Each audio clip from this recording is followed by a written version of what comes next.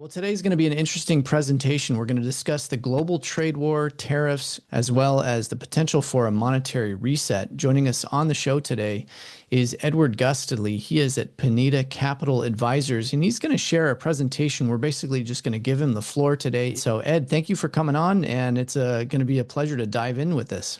Well, it's good to join you again, Chris. I've been looking forward to this in this chaotic last few weeks. That it has been. It's been very volatile, very chaotic. And I think, as we all agree, the market right now, global trade, it is basically at the mercy of policy. And the Trump administration, driving a lot of these policy moves. But of course, we have tit for tat retaliation among the world's two largest trading partners. So we're going to get into some of those things. And so let me go ahead and just give you the floor.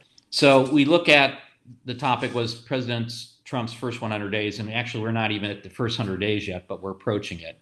And the best thing I was able to do in order to separate the signal from the noise was to put it into three really agenda items. And that is, Trump hopes to strengthen the United States and its supply chain sovereignty. And that seems to be self-evident. He certainly wants to renegotiate U.S. ties with all countries on a bilateral basis and not through multilateralism. And that is to distance themselves from China. And that point I made a week ago, but was more or less validated by Secretary Bessent today with regards to what is the overall game plan for these tariffs and punitive tariffs, if you will, against some of our shared partners and allies. And he wants to shape the emerging world. And this is very critical as we move through my remarks today. So the leaders around the world are really caught between diplomacy with the U.S. and an internal pressure to resist. And as I've mentioned, Trump is more or less deleveraging the U.S. commitment to multilateralism. And being a negotiator, he realizes the best approach is to do it on a bilateral basis. And a lot of this has to do with, I believe, his experience in dealing with aggrieved creditors through various bankruptcies that he's gone through and come out the other side whole. And the only way to do that is essentially to pit one creditor against the other and to see which one stays in the race and which one wants to exit. So I think this tactic is also part of his strategy. So how did we get here? And most people don't realize how we got here. But if you look at the global GDP is around 115 trillion. But then when you take the global debt and total liabilities, as I've listed down here, it's 2,300 trillion. In other words, 20 times the amount of liabilities greater than our GDP. And what cannot continue won't. And I think this is where we're at right now in the inflection point of the U.S. can no longer continue to print and export dollars in return for goods around the world. We also know that over 6 trillion of U.S. treasuries are going to mature in the next 12 months. And this is a real headache. And one of Secretary Bessent's metrics is how to bring down the cost of debt on the balance sheet. And he has really three metrics. One is he wants a 3% growth rate. He wants essentially 3% interest rates, and he wants to be able to produce an additional 3 million barrels of oil each day. And that's the only metrics that we really have from this administration to kind of guide financial and equity markets. But if we don't do that, then it's a problem. And you can see from the chart of where we should have taken advantage of, let's say, refinancing a lot of that debt. And even President Trump in his first term, I believe, indicated we should have looked at 100-year treasury bonds as a means to refinance at these low rates, and we didn't take advantage of it. If you look today, we borrow $4.50 to generate $1 of growth. And this goes back to our ability to obviously print and export dollars, but not necessarily make everything or anything at this point in time in the U.S. We are dependent on supply chains and production from the rest of the world. And this is a real issue. And again, Trump has pointed this out with regards to having more sovereignty over the U.S. supply chain. Our purchasing power since the creation of the Federal Reserve as a Congressional Act of 1913, you can begin to see that it really took a major hit once we went off the gold standard in 71. And since then, and this is up to 2018. So, Chris, I'm not sure if it goes below that chart, but let's just use that for illustrative purposes. Now, what I find interesting is that as we've moved through history, and as you know, Secretary Bessent is a historian or economic historian, he'll understand this quite well. But if you look at where we're at today, we are somewhere in the financialization and moving towards central bankism. And that is, we're issuing more debt. We continue to have higher asset prices and less production. If we're not careful, we are moving into the central bankism, the bottom, which is more debt, higher asset prices, and no link to production. And we're somewhere floating between those two. This is a Ray Dalio's famous chart that he came out a few years ago in his book, The Typical Big Cycle Behind Empire Rises and Declines. Ray now is an advisor to Indonesia's new sovereign wealth fund, Donatara, and I think he has that position because of his experience in how to deal with both China and the U.S., and he's well positioned to be of counsel and advice on how they set up and move forward. But if we look at the U.S. side, again, this was written several years ago. I would say that the U.S. has probably moved down somewhere between the revolutions and wars and debt and political restructuring. Now, those revolutions and wars do not necessarily have to make it a kinetic war, but certainly an ideological war and certainly a war over monetary and physical policy. So if we look at today's world country of population, you see how big China and India is. The United States and Indonesia are both number 3 and number 4. What's interesting about this, Chris, is that of the top 4, 3 are in Asia, and of the top 4, 3 are democracies. So there is certainly room and means to collectively work together if the objective is to distance U.S. and its allies from dependency on China and move toward a sphere of market-oriented and democratically liked countries. And so who are you going to call for trade? Well, if you look at the WTO and China being invited into it back in 2000, this is what trade looked like. And the blue indicated that most of the trade was with the United States, but present day, or at least 2020, 75% of all global trade now is with China. And again, this goes back to the 3 points that I started off this presentation is how do the U.S. and obviously Trump's mission is to begin to deleverage the rest of the world from dependence on China. So when we talk about China's dominance, this is what's amazing. The focus right now is on rare earth metals. China controls about 80% of it globally, and it's using it as a restriction against the U.S. with regards to tariffs. We look at production of solar energy. China dominates again. Battery storage. Again, China dominates. Global car production. Now, this is an interesting chart that probably no one would have even thought of 10 years ago. But China now has over 32% of global car production. The U.S. has about 11%. This is significant of how they've been able to ramp that up. And this, of course, is one of President Trump's main line items is how to improve and reshore U.S. car production, if not in the U.S., at least the linkages of Canada and Mexico into that sphere of influence. Top countries for natural resources. Okay, Russia's at the top. If we look at Canada, U.S., and Australia, the aggregate's about 98 trillion. But if we look at the axis of Russia, China, and Iran, it's 125 trillion. And then you begin to see the need to engage Russia and the need to engage Iran in discussions with the U.S. However uncomfortable it is for others, this is just a practical item when you're looking out over the next 25 to 50 years. And so we'll see how this adds up. But again, it goes back to control of resources, deleveraging the global dependence on China, controlling these resources either through trade or investment where it has its interests around the world and begin to collectively look at bringing Russia and Iran into the sphere of U.S. influence. The other focus that has been on President Trump's mind is the Arctic, the exclusive economic zones, which extend about 200 nautical miles off the coasts of the Arctic countries, is significant. And if you look at all that red, Russia is an Arctic country. It takes up over half of the Arctic.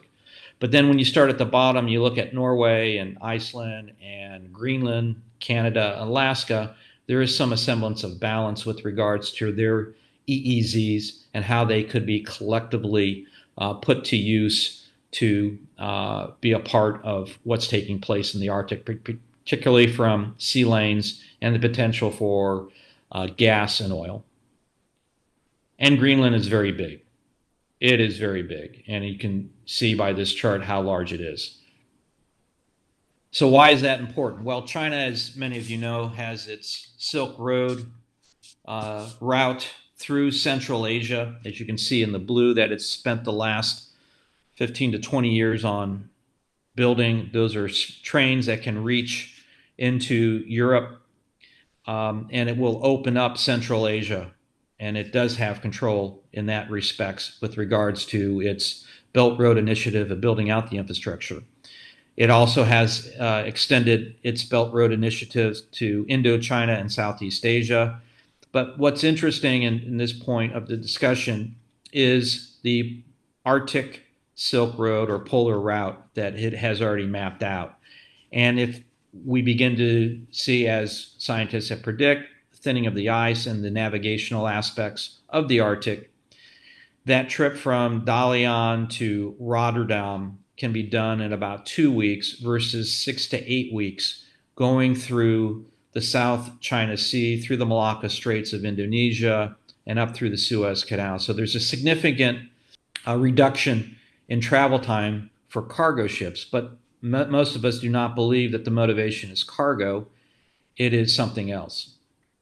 And it deals with the global choke points of the oil routes. And in this chart, 17 million barrels a day go through the Strait of Hormuz, which is why it's important that China also has friendly relationships with Iran, because it is dependent on that oil.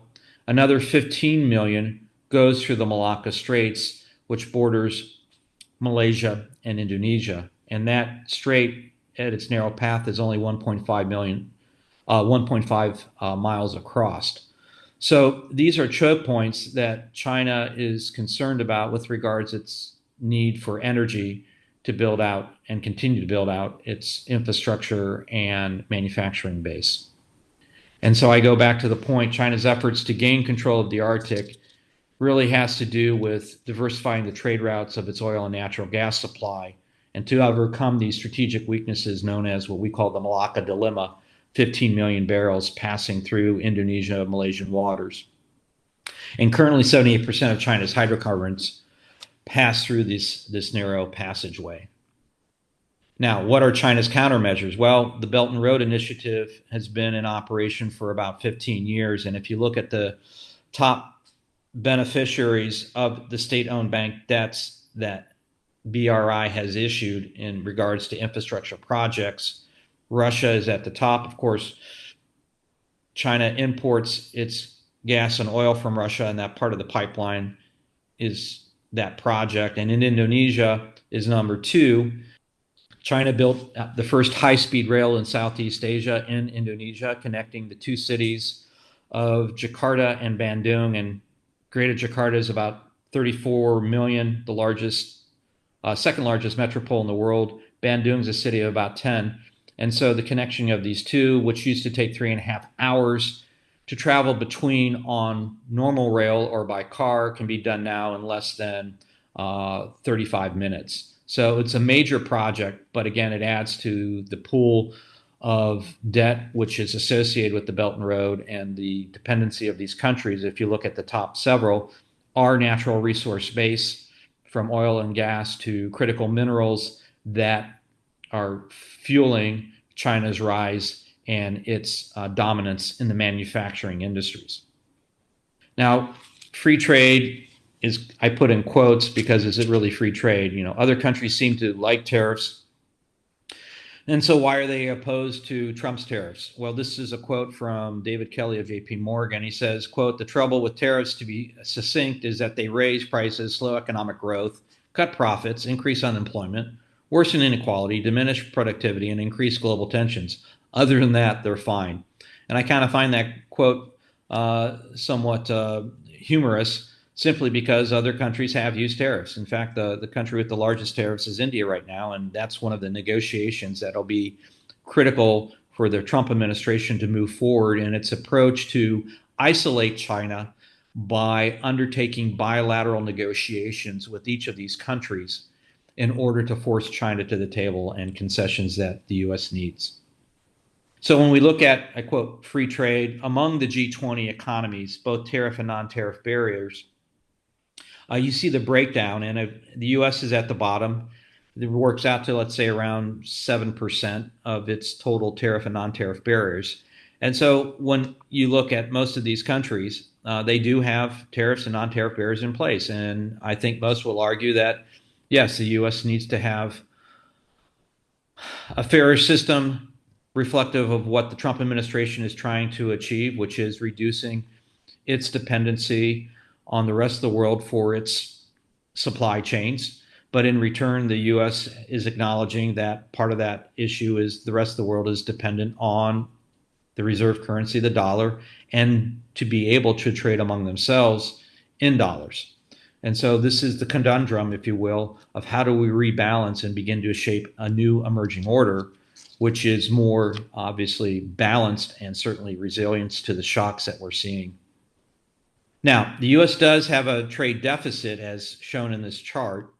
And if we go to the next, you'll see that it has a trade surplus in services, although it's somewhat diminishing. And part of that diminishing is because China is also now competing in services, services that focus on the internet and AI and other ancillaries that it's able to provide to the rest of the world, where it has relationships and partnerships to affect that. If we isolate the deficits with our trade partners, you'll see that China actually has brought down its deficit with the United States. It's the only one among this group that's shown that. But part of that is the China Plus One policy, which is, well, under Trump administration 1.0, what it began to do was to move manufacturing out of China, not only China, but Japan and others who had interests of sourcing its manufacturing from China, and begin to percolate it through the China Plus One policy. And that was into Mexico and Southeast Asia. And the two that stand out, obviously, from this chart is Mexico and Vietnam. Obviously, the others, Thailand, Malaysia, and Indonesia, has benefited from the exodus of manufacturing, but not to the degree of Vietnam has, and certainly Mexico has benefited to a certain degree, although according to new Mexican policy, it's trying to also slow that down in anticipation of cutting a deal with the U.S. Now, these are the reciprocal tariffs that Trump has applied. And again, if you look at the list of countries, the majority of them are in Southeast Asia and South Asia. This is where China has made inroads over the last 15 years through its Belt Road Initiative and through manufacturing exodus from the mainland into these countries to avail any of the punitive tariffs or trade policies that the U.S. has against China. Unfortunately, these countries are now caught in a pickle. That is, they are dependent to a certain degree of intermediary goods coming into their country for assembly or value add and then shipping to the United States. And the question becomes is, why are these tariffs so high?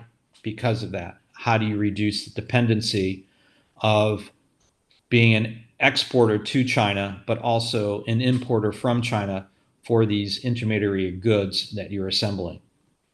And Ed, I just want to jump in real quick just to say that, of course, there has been a 90-day pause at present on these retaliatory tariffs. And there are some negotiations that are underway with a lot of these countries that you're going to discuss next. Of course, the Southeast Asian nations, Vietnam in particular, saying that they're the most willing, perhaps negotiate, come to the table and say that they will drop all tariffs on U.S. imports. But I think the point that's been made is that, as you just alluded to, a lot of these countries at the top of the list, Cambodia, Laos, Vietnam, Sri Lanka, these are countries that China had used under the first trade war in 2018, when Trump tried to take on China, with trade restrictions, where China had circumvented those by either exporting its operations or just routing its goods through these countries, stamping them as made in such and such country. And so the point has been made by other guests on our show that basically Trump is trying to take out those loopholes or those trade backdoors that China used in the past. You're absolutely correct, and I'm glad you brought that up. So, just focusing on ASEAN, the 10 economies of Southeast Asia, to your point, Chris, you can see how that stacks up. And again, the top of the list are those that were uh, countries being used by China to circumnavigate the trade tariffs and the barriers put forward. And those are the discussions going on. What sent a very positive signal was that on day one, when these tariffs went in place, Vietnam picked up the phone and called the White House and saying, let's make this work. So that was very pragmatic, and I thought it was very courageous of Vietnam to take that lead, because others then began to also say, you can't avoid this and you can't resist. We need to have a practical discussion with someone who's a businessman who understands the need to make deals. And as we speak, I believe President Xi of China is meeting with many of these countries on this list, right? And I Yeah. assume that the conversation that Xi is having with many of these leaders is, hey, don't give in.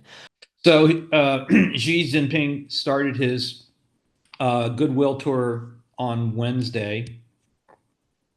First stop was Vietnam. Second stop is Malaysia, because Malaysia is this year's chair of the ASEAN community. And so it was critical to meet with the Prime Minister of Malaysia to have a discussion on behalf of ASEAN, China's role and approach to all of this. And then on his way back to China, he will be stopping in Cambodia, which is also very contentious with the US because of the maritime infrastructure focus that China has in Cambodia, dual purpose, if you will, of building their ports, which U.S. suspects will be used to service China naval ships in the South China Sea. Since Trump's election, you can see the Asian currencies taking a massive hit, and I think that was in anticipation that most of these countries knew, and other investors in these countries knew, that when President Trump says there's going to be tariffs, there's going to be tariffs. And certainly it's taken its toll, and capital has been pulled out into dollars elsewhere and to other safe havens of assets. And we've seen the repercussions. In fact, Indonesia's rupiah is at the lowest it's ever been since the 1998 financial crisis. So we are in a trade war, and I just found this caricature rather reflective of that and how most see it in this part of the world. So let's go back to what the U.S. has going for it. It does dominate the global stock market at almost 50%. 120 of the 124 trillion, 60 trillion is closed by the U.S. So there's really not anything harming itself with that.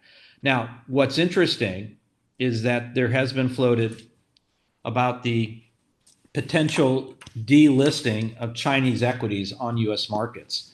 And this is a big deal, because any such threat would, one, U.S. investors would have to liquidate about $800 billion of holdings of Chinese stocks, but Chinese investors would have to unload 1.7 trillion of U.S. financial assets and securities. So this is kind of the stick, if you will, that has been recently mentioned in the last 24 hours. And again, those types of announcements are made to let everyone know who has the leverage. Now, the market reaction in the first days of Trump announcing these tariffs, 6.6 trillion worth of U.S. capital was eviscerated in just 2 days. Some of that's been clawed back. But as I've told our clients and others, is that I find the next 45 months of the Trump administration to be equally as turbulent. It'll be something else, and it goes back to a number of these points that I've discussed, which is resetting the monetary system, resetting the emerging order that's taking place. And so getting across on the tariff side on a bilateral basis will not happen in the next 90 days. I think it'll be a continuation, and that'll be reflected in markets, which will continue to be volatile as we begin to look at how does the U.S. respond to both the reshoring and onshoring, and just the latency of that period. It's going to take 3 to 5 years, if not longer. Oh, Apple did advertently send 5 freighter ships to China to pick up iPhones in anticipation of this. And you can see why, because 90% products are assembled in China for Apple. And so there was dispensation on electronics, and I would obviously argue that that was to benefit Apple in the interim. But what we've also learned is that Malaysia has leaned on Microsoft, Oracle, and Intel to take up the cause of also lobbying for assistance in its negotiations with the Trump administration, because those are 3 active U.S. companies in Malaysia, and they would like to also see some degree of dispensation for the investments that those companies have made in Malaysia to continue on with their work. Now, the reason I bring up debt stress among the corporates is that this is not covered much, and I think Wall Street and others are pretending that this is not an issue impacted by this current trade war. And I think Jamie Dimon spoke well of it, at least trying to hedge that we could be approaching a recession. I've been through various economic crises, and my job has been to work through those crises over my career, both in the 98 and the 2008 when it impacted Indonesia and parts of Southeast Asia. And the feeling that I do have is that we are going to see some fallout, and we will begin to see some consolidation in certain industries highly impacted by these tariffs. And that presents obviously distressed debt, but it also presents opportunity to be investing in these sectors. But if you look at the 3 largest ones that are going to have the highest impact, it will be China, India, and Indonesia. And I think they have the most to lose at this point with regards to corporates that may have exposure where their debt covenants are determined by the revenues that they generate. And that is, if they're not generating revenues and their currencies are in decline and they can't cover those covenants, then where are they going to find the necessary capital to top up those covenants in order to service their debt? So those are very vulnerable aspects to where these countries stand with regards to how this trade war plays out. Now, if we look at Trump, and I call the tech bros, if you remember the Project Stargate, that was one of his first announcements in his first week in office, was this $500 billion private sector initiative for AI infrastructure, and Texas was chosen for that. I have some inclinations of why Texas. Obviously, the tax code is favorable, but NASDAQ is moving its operations to Texas. And that is interesting because if you look at NASDAQ, if you look at Texas, proximity to Latin America, proximity to Mexico, and I don't have any proof of this, but if I were playing the long game, I think there might be a Pan-America stock exchange in formation. And part of that is to get Latin America on side of the U.S., reducing its dependency on the Belt and Road Initiative that China has with a number of these countries to build infrastructure, whereby a more logical approach is how do we develop your capital markets? Because the capital markets of Latin America are about 1% of the global total. So there is opportunity there, but to make that opportunity work, if we move forward with U.S. technology and capability, is to look at why is NASDAQ moving to Texas? Why are we focusing on Texas for this $500 billion AI infrastructure build out? Well, obviously, Oil and gas is there, so we have the energy needs to have uninterrupted power to run these data centers. But I like to think that perhaps maybe that was part of the discussion that, say, Secretary Marco Rubio had with Panama. There had to be some sort of trade-off that was going to benefit Panama and its financial center linked with the US, linked with other countries, including Mexico, on how to scale their capital markets for greater direct investment in their countries. So this will be interesting. The other thing is that Elon Musk, Mark Zuckerberg, and Jeff Bezos' total net worth is $2.2 trillion, which would put them tied with Russia at number 11 on the G20 of economies.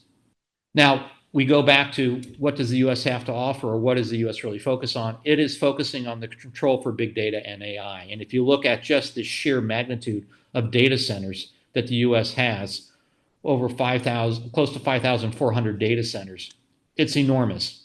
China is about 449 and wants to continue to build out. But I've said this in comments in past years that the control of these platforms, the cloud, AI, the ability to project that around the world and set that standard versus competing against the Alibabas, the Tencents, or the TikToks of the world is paramount to the U.S. Position and how it relates to this deleveraging of dependency on China and coming more into the U.S. sphere of influence. Asia tech hubs are still dependent on fossil fuels. And because of its baseload, non-interruptible power source.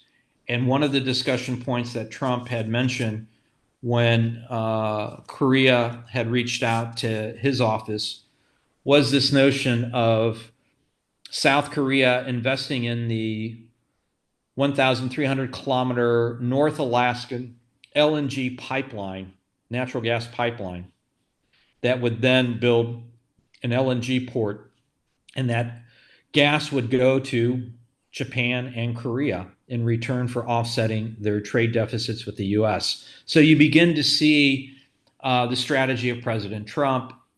You back our infrastructure, particularly the power that and energy that you need. We'll make sure that flows to you to build out these data centers and the necessary architecture that will drive the emerging economies that we begin to see in AI and data. The onshoring and reshoring of chip making, as you can see, Taiwan, TSMC dominates the world. I also, again, thinking out loud, why is the U.S. insistent on this taking place? Well, obviously, is what happens if Taiwan falls into the arms of China in a kinetic or non-kinetic way of taking Taiwan. I do believe that the clock is ticking, and it started under the Biden administration, where there's a 5-year, let's say, window for the U.S. to divest or deleverage its dependence on Taiwan as an island, and that the handover of Taiwan may take the approach of what happened in 1997 with Hong Kong. It'll be a hopefully supportive approach of reuniting, but in return, I think the quid pro quo will be that the U.S. will demand that China eliminate its 9-dash line of the South China Sea.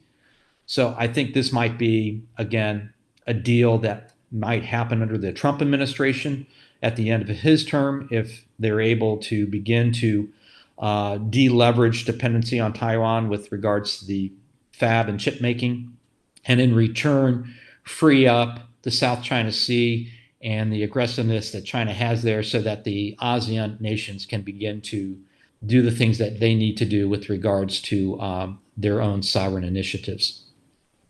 The G20 economies have had a great run over the last 10 years, and you can see by these numbers, the US has grown by 28%, China 74%, India 77%, and then we go down to, let's say, Indonesia and Turkey, that's 51 and 59%. They've all benefited, but again, they've benefited from the fact that the US is the largest consumer of all of these countries listed, and our ability to export US dollars in return to receive their goods has been beneficial to all of them. And so this rebalancing and recalibrating is taking place. And as I've mentioned, Chris, to you, is that we get past this 90 days and we're able to claim some victory on a few of these countries on this list or others that we've mentioned, we still have a long road ahead of us. And that comes back to the emerging multipolar world. And the US has been the unipolar power since the fall of the Soviets of 91. Everyone is clamoring for a multipolar world. That's why we see the rise of the BRICS nations and others festering and poking to saying we want something other than dependency on the dollar. So we have the influence. And from this chart, you can see that the US influence in dark blue and the Russia-China influence in the green. And then we have some of the regional powers, which extend from Turkey, Iran, Pakistan, and India, and also Brazil on the outliers. But by and large, we are moving into a multipolar world. Trump realizes that, and I believe he wants to get a step ahead of this game to, again, navigate and determine that the U.S. has at least the strongest voice among this emergence.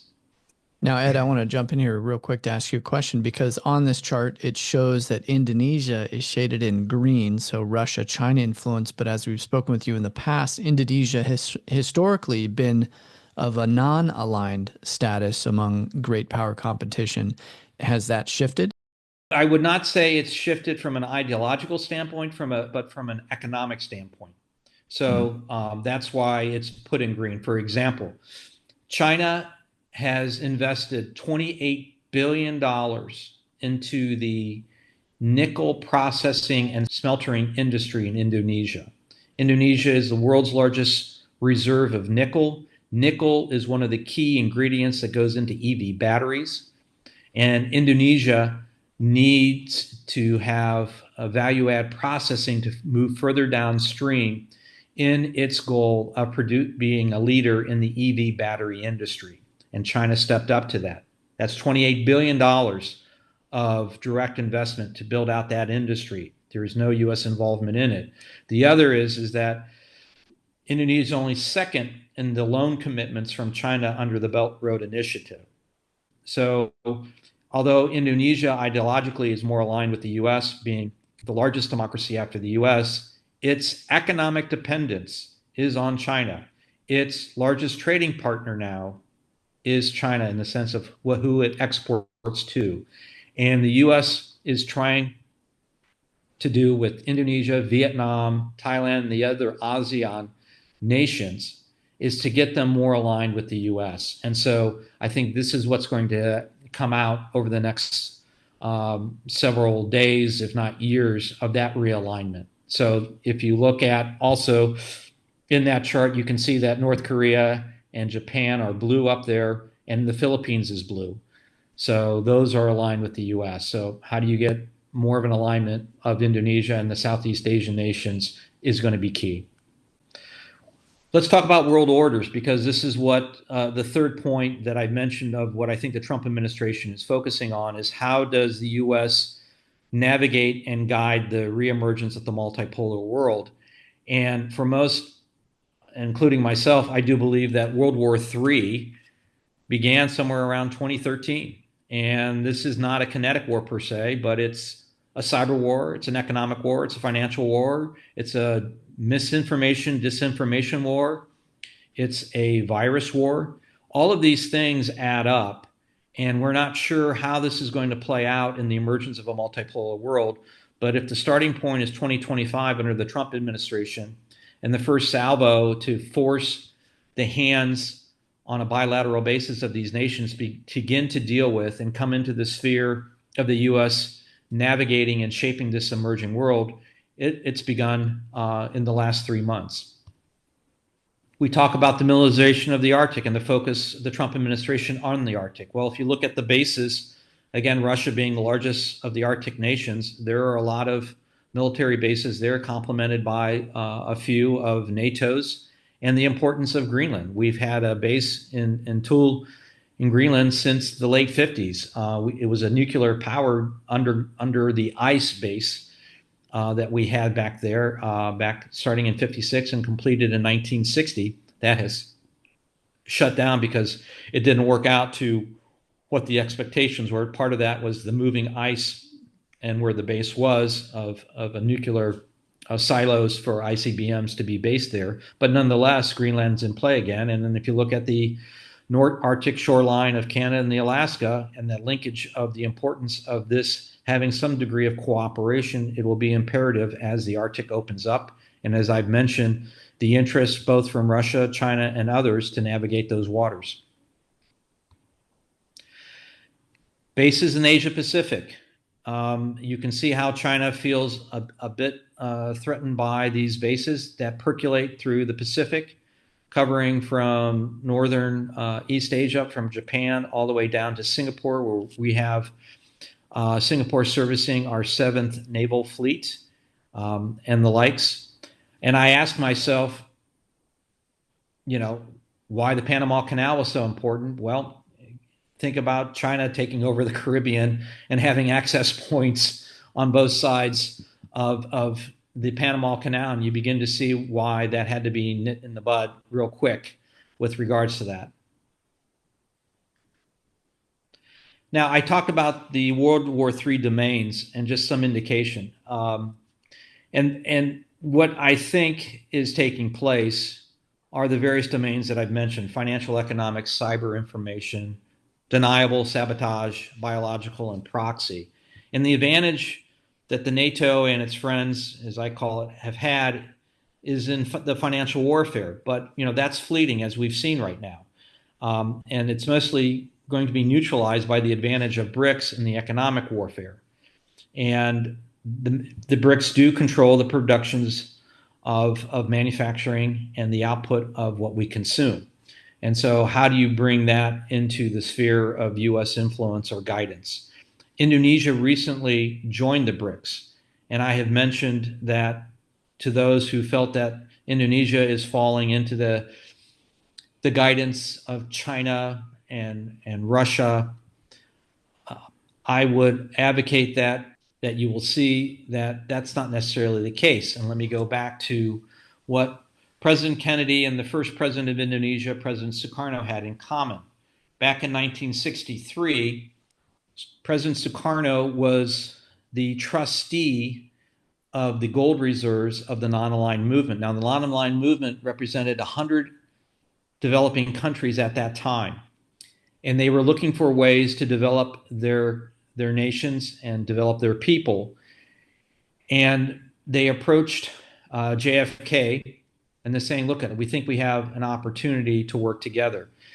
JFK indicated to President Sukarno, and they had a good relationship, when he said, I will back the non-aligned movement countries' needs to develop their economies.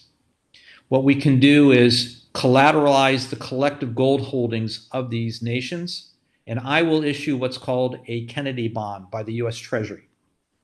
Now, that Kennedy bond was issued, and the $2 bill that you see there is reflective of the currency that was issued. That currency was issued by the U.S. Treasury. It was not issued by the Federal Reserve Bank. And the reason we know that the difference between the two is that the red markings on that $2 bill, in addition to the print saying U.S. Treasury on that note, distinguish it from the Federal Reserve Bank's notes. And this was very contentious. It was Executive Order 1110 issued by Kennedy to launch the Kennedy bonds to support President Sukarno and the non-aligned movement of 100 nations to finance their developing needs. 6 months later, unfortunately, JFK was assassinated, and this executive order 1110 was the first executive order rescinded by President Lyndon Johnson coming into office. In other words, the Federal Reserve no longer had a competitor of issuing U.S. currency and debt. And this is significant because I talked about BRICS. Indonesia and India were the founding members of the non-aligned movement. Now, if you think about BRICS, you have Brazil, India, Indonesia, 3 large democracies in BRICS. And I do believe that there is some degree of tacit support from the U.S. to guide BRICS in a fashion that aligns with its market-oriented democratic principles and less about Russia and China leading it. So it could be a Trojan horse that Indonesia has been allowed as a middle power into this circle.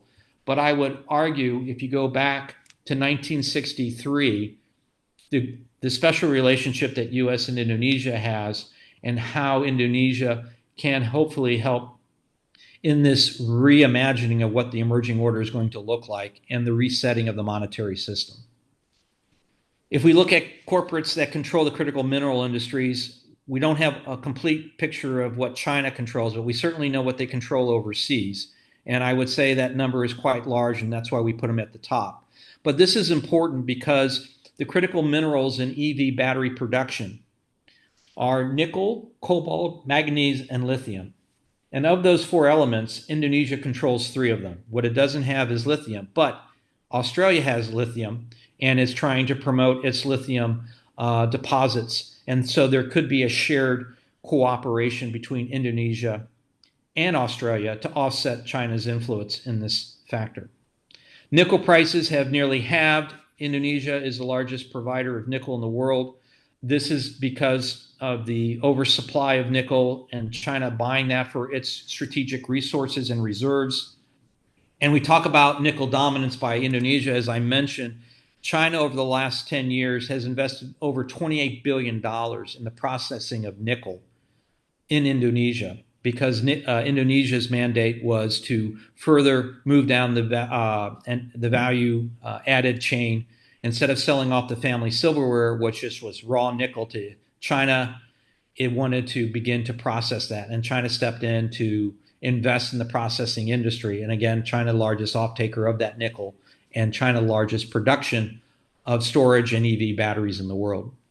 But having said that, at the beginning of the year, Indonesia's manufacturers are the most bullish among the ASEAN countries. And that's interesting because I think this then goes to play on how Trump has put high tariffs on the Southeast Asian nations to begin to find ways of cutting deals, which reduces the manufacturing capacity and dependence on China, and begin to diversify that into other markets.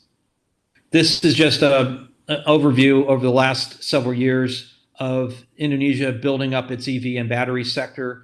Again, this part of it comes from China's investment, but most of it, these companies can be able to stand on their own if given other opportunities to sell into other markets. And something about Tesla, Tesla still dominates in many ways, but if you look at the pressure they're under, they still have the highest net profit per car than any of its competitors, including BYD. And this is important. We'll see if Tesla will be able to overcome its challenges and Elon Musk being targeted. But then you got to ask yourself, is this part of the proxy war as the domains of World War III? We were all told to love Tesla. Now we're told not to love Tesla. So this is interesting as to who is funding these campaigns against Tesla in order to destroy its market cap. Now, the outlook I had for critical minerals prior to the Trump tariffs were all positive and all strong. There's no reason why I don't think that's going to continue. Again, if you look at the key elements into the EV battery industry, lithium, cobalt, nickel, again, all very strong demand. Rare earths, China controls that, and the U.S. knows that, and they're trying to deleverage China's ability to dominate that sector. Copper, as we always say in the metal industry, has a PhD in economics, so we watch the value of copper and its price action determine where markets are headed, and that's usually the canary in the coal mine, if you will, of where markets are heading. Finally, the challenges are no different to the critical mineral industries as they are to the various supply chains that the Trump administration wants to reconfigure. Again, the geopolitical tensions that we're in, the disruptions to those supply chains, and what does that mean, and how do we begin to reshore and onshore, the effect of prices. Inflation is still here. The other aspect that both Trump and the Biden administration had used with the environmental and social concerns in that regards to ESG aspects of China and using that as leverage in a number of these critical mineral nations that China sources from. Are they using ethical standards? What's the environmental degradation? What sort of pressure can be put on to persuade countries to adopt the standards of the U.S. so that those countries can be sell into U.S. markets and others which are friendly to U.S. Recycling and sustainability, again, I think we're going to see an opportunity for demand for virgin minerals versus the ability to create opportunities to reconstitute them, and we're beginning to see that as we speak. So for this part of the world, and Chris, in our discussions, how has the rest of the world, if you will, looking at minimizing the trade impact of Trump's tariffs? I think the rest of the world has been somewhat comfortable in receiving dollars for their goods and the U.S. ability to export those dollars. Now, how do you wean them off those dollars? Well, they have to begin to look at deepening and expanding trade into other markets. And this requires greater integration. There are vehicles in place, the Regional Comprehensive Economic Partnership and the Comprehensive and Progressive Agreement for Trans-Pacific Partnerships. These have been put in place and have escalated in their importance since Trump canceled the Trans-Pacific Partnership that President Obama was advocating for during his administration. But these can't be just talk shops that they've been over the last several years. If they're going to actually begin to move the dial, then they're going to have to focus on better implementation. Both of them do not involve the U.S. And again, Trump's approach is he'd rather take bilateral deals than multilateral deals. And we'll see how that plays out. But they have to step up the game. And right now, many of them, because of their dependency as the U.S. as the largest consumer, are focusing on how to get a deal done first with the U.S. They are not going to be able to align their interests, let alone advance their implementation or integration in the next 90 days. So I think the next 90 days are going to be very, very significant in how we see the reshaping of strengthening the U.S. Supply chain and its sovereignty over it, the ability for the U.S. to begin to deleverage and distance its other bilateral negotiations and their involvement with China, and again, shaping the emerging world order.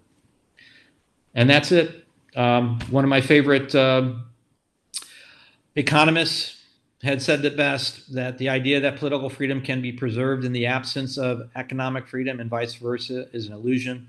Political freedom is a corollary of economic freedom. And basically what Ludwig von Mises was advocating is that you cannot have government determining what the free market determines. And I think we might be getting back to that, but we'll have to hold our breath and see. I think, covering some of the key points that you just gave, Ed, it's very clear that we're looking at a global trade war. And as you pointed out in the presentation today, 75% of all global trade is with China. So the majority of trade that takes place between countries nowadays is with China. China has a monopoly on rare earths, on critical metals, on strategic sectors, and it is also engaged in a large number of bilateral trade agreements and the building of critical infrastructure across many of these different countries, including in the emerging markets, so that reinforces its strategic influence and its role as a global superpower. And at this point, China owns the commodities. It really does, in terms of its influence, in terms of processing, refinement, all of the relationships that it secured. But if we do see a number of these countries that you listed among those Southeast Asian countries, which were at the very top of the list, if we do see some negotiation there, and if we do see among U.S. major trading partners some agreements, negotiation, that would be a positive sign. And then Trump could say, hey, we've secured a win. And now at this point, we can move towards those pro-growth policies that I ran on as well when it comes to deregulation and obviously lowering corporate tax rates for companies that reshore here. If we can move towards those pro-growth policies and move past some of the volatility and disruptions caused by the trade war, things could settle out a little bit. But again, it's going to largely depend on what we see over these next 85 days or so. And the other thing is, what people don't understand, the 10 economies of ASEAN, Southeast Asia, that's 680 million people. The mean age is 30. That's your consumer market. Now you take ASEAN 680 million, you pair it with India's 1.4 billion, and now you're over 2 billion populations and young populations. Again, 680 million in Southeast Asia collectively. Indonesia, the largest democracy after the United States. India, the largest democracy before the United States. If you're able to get those three on board with reimagining what this emerging order is going to look like and deleveraging dependence of trade with China and making that percolate through like-minded countries, I think that is the policy play. Yeah.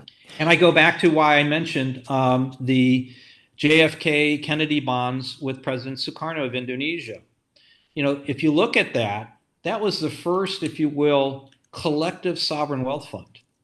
You're taking the gold reserves of 100 nations, collateralizing them for JFK to issue a US Treasury currency against it for their developing needs. And the reason I mention that is part of the monetary reset in my kind of forecasting is going to be the deleveraging of the Federal Reserve from controlling the monetary policy and begin to see the monetary physical policy come back under US Treasury prior to 1913 as it was.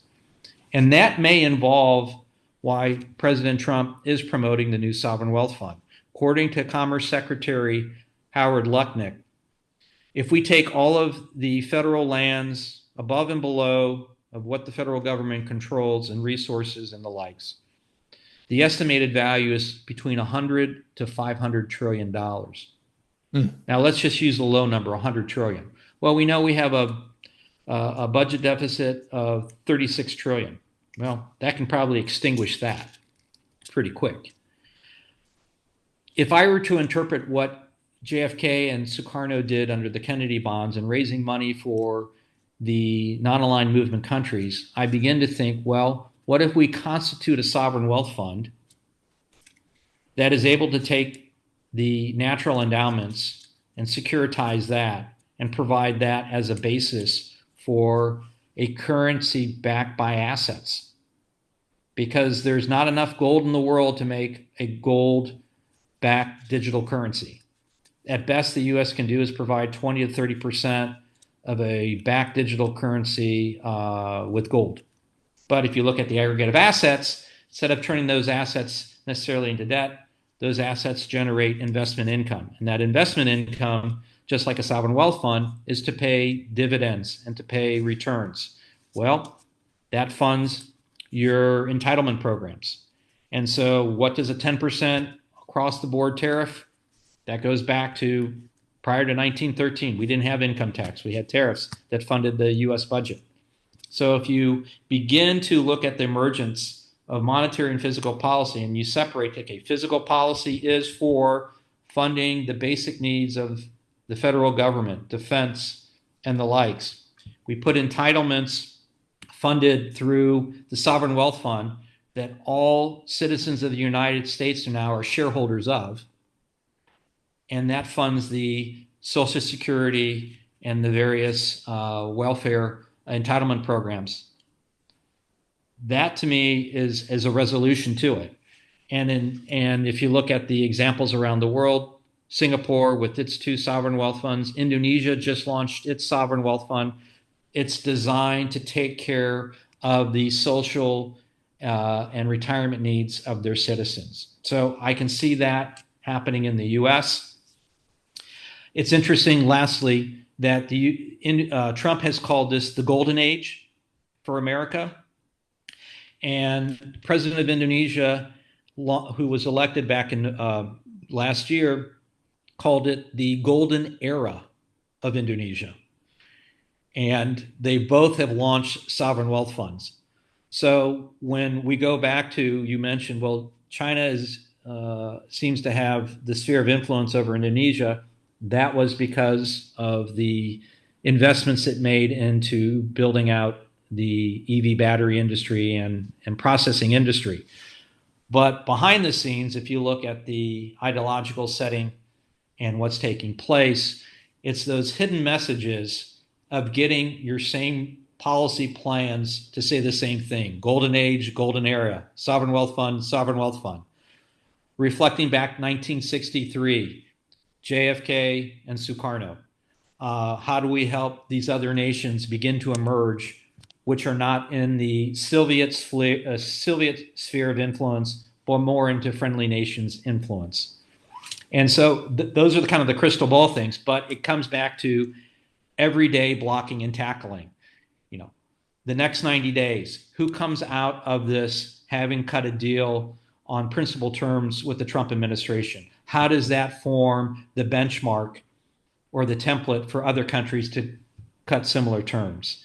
And how does that ability to negotiate bilaterally isolate China to force them to the table to do the things that are needed to get a positive outcome for both? Because trade requires both to agree. And I think that'll be the key. Yeah, yeah, absolutely. And you're talking about some pretty big picture issues here when it comes to a global monetary reset, the restructuring of US debt Yeah. around assets.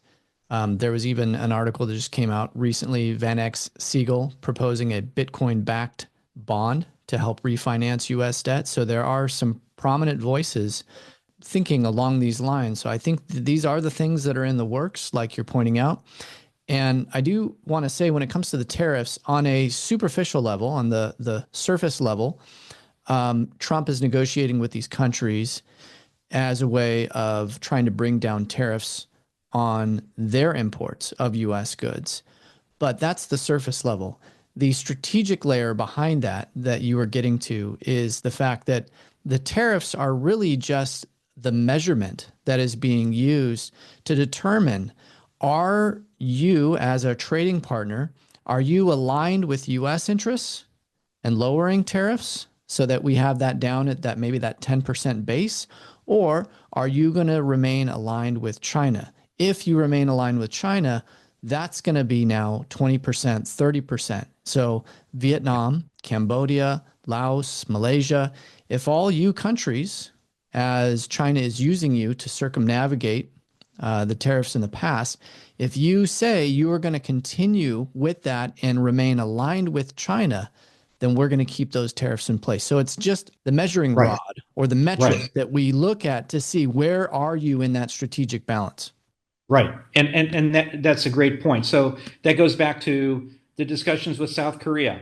Hey, if we've got this deficit, what if you invest in our 1,300-kilometer new North Alaska gas pipeline, and you'll be able to also purchase that gas for your needs. Okay, but we need others to help finance the construction implementation of this. How about Korea helping us build ships again onshore in the U.S.? Great, you've got the capabilities. That's a win-win for both countries. In Indonesia's aspect, or Southeast Asia's aspect, the purchasing power may not be there for a lot of the U.S. goods. But what if we say we'll build you some data centers, but in return for those data centers, we want to make sure that the cloud and the AI is from the U.S. and not DeepSeek and not Tencent or Alibaba. Great. There's a platform there. So these are means and methods to quantify what are we negotiating and what is going to be the offset. The other offset would be, as I mentioned, we're going to issue a 100-year dollar bond, and that dollar bond is going to be backed by the sovereign wealth fund of assets. And we'd like you to swap your U.S. Treasury debt holdings for it. Or alternatively, we'd like you to buy into it. How about that? So that's a win-win. I'm going to get, if I can get 3% for 100 years, why not? That helps like any other, investment approach. but you got to have that leverage to offset it. And I think these are just examples. And again, I'm speaking it just off the tip of my head, and I'm certainly out of tune with what the thinking might be in Washington. But I've done debt restructurings, close to $100 billion of them during the Indonesian financial crisis. And I know the horse trading, I know the creativity. And at the end, your creditors have to walk away knowing that there's got to be upside to what they're giving up. The companies need fresh cash flows in order to reconstitute their industries. And everyone has to put their trust in a negotiated settlement that everyone has to give up something in order to have something of greater value. And I think that's where we're at today. And I think of all the people who is best positioned to lead those types of discussions and be a part of mandating his team to do that is someone who's been through bankruptcies, and that's President Trump. At the end of all of this, a 10% across the board tariff, most people can absorb a 10% tariff. But beyond that, I think it gets a little cumbersome and it gets a little dicey. So my estimate is that 10% will be across the board. That will help fund the government, the federal budget. It will justify Trump's initiatives to reduce taxes for the middle income or $150,000 or less. It just goes back to prior 1913, where we didn't have an income tax per se. And then the other aspect of that, I think the sovereign wealth fund, reconstituting what that means in the sense of assets, borrowing against those assets, and then ring fencing that as investment income for these entitlement programs, reconstituting Medicare, Social Security, and the likes, where that's off the limits of tapping into from the federal budget of its day-to-day operations. I think that is going to be an interesting play. And if I were in the room, that's what I would be focusing on. And then again, how to convince like-minded nations that we're doing this, you will benefit from it. If we do nothing, this ends up very ugly. All right. Well, Ed, as we close, you are located in Indonesia. You have been part of the process of restructuring debt with emerging market countries, critical to even Indonesia itself. So tell us a little bit more about Pineda Capital Advisors and the best way that our listeners can find out more or follow more of your work. Well, thank you, Chris, for having me today. And it's been a fun discussion, although maybe not for everyone. But if you look at the bigger picture that is emerging, it does become very and quite interesting, the dynamics. As for Pineda Capital, we've been in business for over 30 years. Our focus is on the strategic deployment of capital, benefiting the growth economies of Southeast Asia. We are based in Jakarta, Indonesia, and anyone who wants to reach out to us and have a conversation, the best way to reach us is at our website, PenedaCap, PENIDA cap.com. And happy to listen and learn and see if there's opportunities to help those focus on this part of the world, which, again, given the context, is going to be a leading indicator on the pulse and breadth of where this world is going to go. Ed, thank you again for coming on and speaking with us, sharing the presentation that you recently gave. It was very fascinating and definitely helped frame the picture very well. Well, thank you, Chris, for having me.